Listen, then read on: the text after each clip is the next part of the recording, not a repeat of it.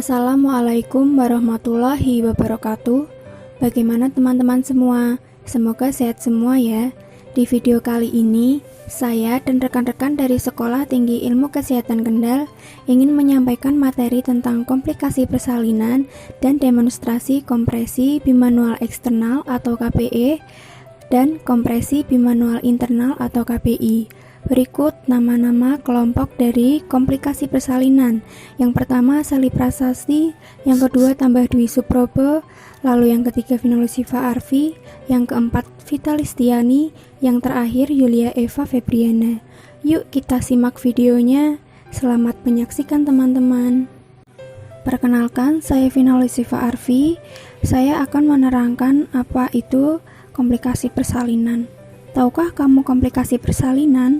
Komplikasi persalinan merupakan keadaan penyimpangan dari normal yang secara langsung menyebabkan kesakitan dan kematian ibu maupun bayi karena gangguan akibat langsung dari persalinan.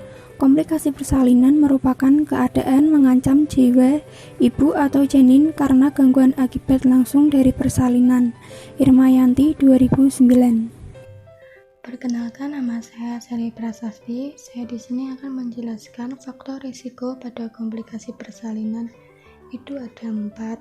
Yang pertama ada faktor usia, yaitu ibu yang hamil di atas usia 35 tahun atau lebih memiliki risiko tinggi dalam melahirkan seperti kehamilan kembar, distosia, preeklamsi atau eklamsia, hipertensi dalam kehamilan, dan kehamilan prematur.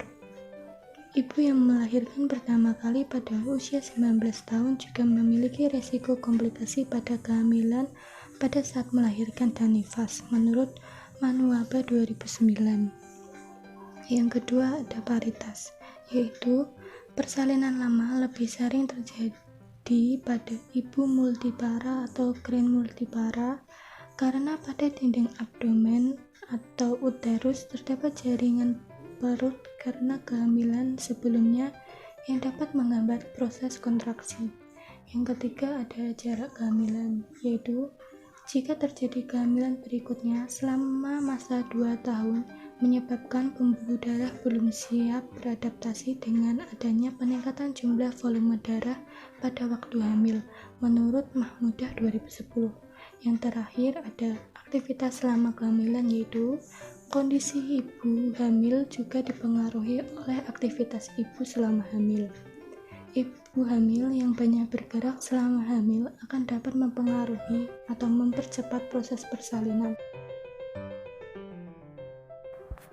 Perkenalkan, saya Yulia Eva akan menyampaikan materi tentang terjadinya perdarahan dan penyebab perdarahan.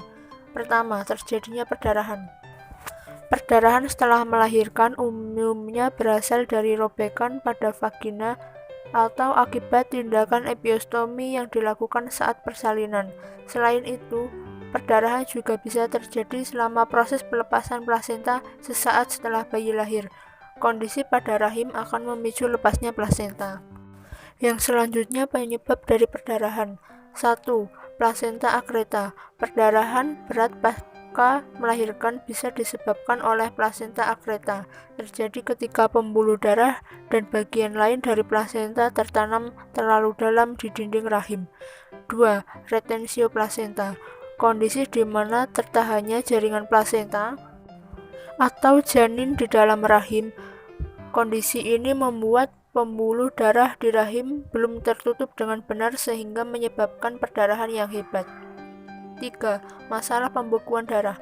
Gangguan koagulasi atau gangguan pembekuan juga bisa menjadi penyebab dari perdarahan yang hebat dan sering disebut dengan penyakit bawaan, di mana pengidapnya mengalami gangguan dalam proses pembekuan darah. 4. Atonia uteri. Perdarahan hebat pasca lahir juga bisa disebabkan oleh hilangnya tonus otot rahim sehingga tidak dapat berkontraksi dan menekan pembukuh serta mengurangi aliran darah. Kondisi ini yang akan membuat rahim tidak bisa berkontraksi dengan baik untuk mengeluarkan plasenta. Assalamualaikum warahmatullahi wabarakatuh. Perkenalkan, nama saya Vita. Di sini saya akan menjelaskan bagaimana cara untuk mendeteksi adanya komplikasi persalinan pada kala 1. Untuk tahap yang pertama, biasanya terjadinya perdarahan per vagina selain lendir dengan bercampuran darah.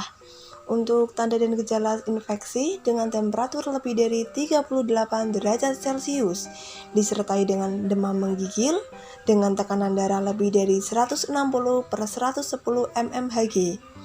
Jika terdapat urin, bisa dikatakan dengan preeklamsi.